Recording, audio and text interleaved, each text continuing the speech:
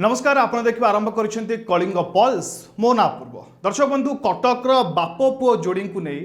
एवं राज्य राजनीति में चर्चा पुणी कड़ल ये बाप पुओ जोड़ी किए ये बाप पुओ जोड़ी होती प्रभात विश्वाल पूर्वतन विधायक एवं सौभिक विश्वाल वर्तमान विधायक जो माने कि दिने बिजु जनता दलर नेता थिले बिजु जनता दल कर्मी जोगाड़ करुले बिजु जनता दल को सरकार आने को एकांगीबद्ध थे किंतु आज बिजु जनता दल विरोध में लगी बाप पुओ बिजु जनता दल एम सहित अन्याय कर सौभिक विश्वाल बारंबार कहते समर्थक मैंने बिजु जनता दल क्यों भाव प्रभात विश्वाल जे कि सौभिक विश्वाल बापा अपमानित करिछि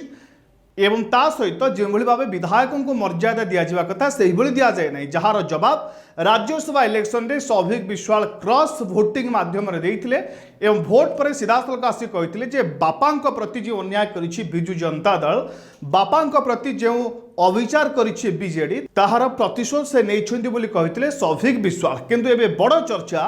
जे प्रभात विश्वाल एवं सौभिक विश्वाल ये दुई जन जाक केउ आड़े जिवे चर्चा तो हेउछि जोरदार हेउछि आपण कान में पड़ी जे बाप पुओ एवं बीजेपी मुह अर्थात भारतीय जनता पार्टी रे मिसिवा पई कुआडे भारतीय जनता पार्टी रो ग्रीन सिग्नल को अपेक्षा करिसेंती प्रभात विश्वाल एवं सौभिक विश्वाल किंतु बीजेपी ए दुई जन को आपणाइबे तो एने वर्तमान बड़ प्रश्न सामना को आसी कटक गस्त करथिले मुख्यमंत्री मोहन चरण माझी सोमवार दिन प्रभात विश्वाल निजर पतियारा देखाई कटक नुआपड़ा ठारे मोहन माझी को स्वागत करते विराट पटुआरा आसला प्रभात विश्वाल एवं चर्चा होता जे प्रभात विश्वाल निज बाट को प्रशस्त करुँच बाट क्लीयर करुँच बीजेपी मिसवाई एवं तांको हाव भाव और आचरण उच्चारण ठीक से भली आभा सामना को आसूची किंतु बड़ प्रश्न जे भारतीय जनता पार्टी वर्तमान स्थिति में प्रभात विश्वाल को आपणाइबा प्रस्तुत आपना ग्रीन सिग्नल देव तो भारतीय जनता पार्टी एवं भारतीय जनता पार्टी जो शीर्ष नेतृत्व अच्छा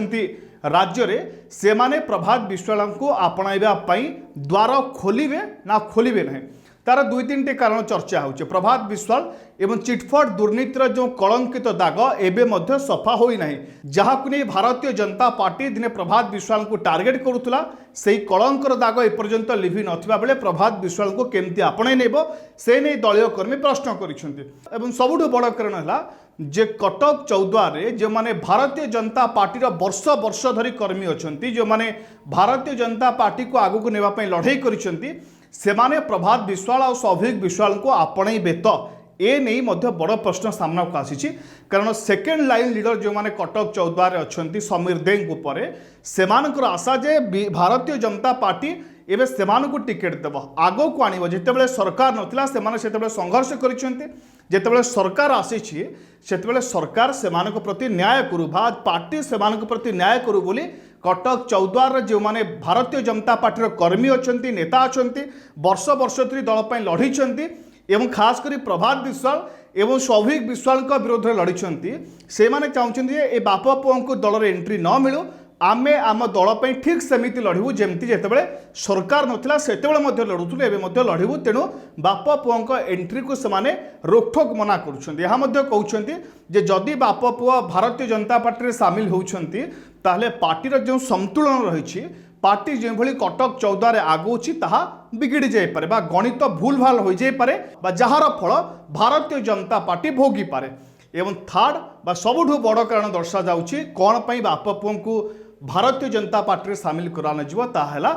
बीजेडी को डिस्टर्ब करबा पई प्रभात विश्वाल जो प्रयास करथिले ताहा एकदम विफल होइछि जहाकु ने बीजेपी नेता माने प्रश्न करुछंती जे बाप पुओं को दल को आनिले बा प्रभात विश्वाल और सौभिक विश्वाल को दल को आनिले हमको लाभ कौन मिलिबो आपनकर तो मन थिबो दर्शक बंधु जे बिजु जनता दल को पाने देबा पई बीजेडी चौद्वार अंचल जो कॉर्पोरेटर मान अच्छा से मते से एकाठी करी प्रभात विश्वाल कड़े प्रयास करते बिजु जनता दल को डिस्टर्ब करने किंतु से माने राजी हो नथिला एने कटक नेता माने बयान मध्य करिसेंती एवं बाइट मध्य देइछन्ती मीडिया रे तो बीजेपी नेता प्रश्न करुछन्ती जे जदि जो कॉर्पोरेटर माननकु से माने निजे गढ़िछन्ती बा जो कॉर्पोरेटर माने पूर्व प्रभात विश्वाल अत्यंत विश्वस्त थिले से माने जदि प्रभात विश्वाल साथी वर्तमान समय नहांती ताले प्रभात विश्वाल को दल को आनी भारतीय जनता पार्टी कौन लाभ पाइब बा कौन फायदा पाइब ତାହା ମଧ୍ୟ ସେମାନେ ବଡ଼ ପ୍ରଶ୍ନ କରିବା ଆରମ୍ଭ କରିଛନ୍ତି। ତ ଏହାରି ଭିତରେ ଦେଖିବାକୁ ବାକି ରହିଲା ଯେ କଟକ ରାଜନୀତିରେ କ'ଣ ଏପଟ ସେପଟ ହେଉଛି ଏବଂ ପ୍ରଭାତ ବିଶ୍ୱାଳ ଆଉ ସ୍ୱାଭାବିକ ବିଶ୍ୱାଳଙ୍କୁ ଭାରତୀୟ ଜନତା ପାର୍ଟି ଆପଣେଇ ନେଉଛି ନା ଦୂରରୁ ଥାଇ ବର୍ତ୍ତମାନ ସ୍ଥିତି ଆକଳନ କରୁଛି ଏବଂ ଆଗକୁ ଯଦି ସଠିକ୍ ପାଣିପାଗ ହୁଏ ବା ସଠିକ୍ ଅନୁକୂଳ ପରିସ୍ଥିତି ଆସେ ତାହେଲେ ବାପପୁଅଙ୍କୁ ହୁଏତ ବିଜେପି ଆପଣାଇ ନେଇପାରେ, ନଚେତ୍ ବାପପୁଅ ଏବେ ମଧ୍ୟ ଅପେକ୍ଷା କରି ରହିବେ ଯେ କେଉଁ ଦଳରେ ସାମିଲ ହେବେ ଆଉ କେଉଁ ଦଳରୁ ନିଜ ନିର୍ବାଚନରେ ନିଜ ଭାଗ୍ୟ ପରୀକ୍ଷା କରିବେ। ଧନ୍ୟବାଦ।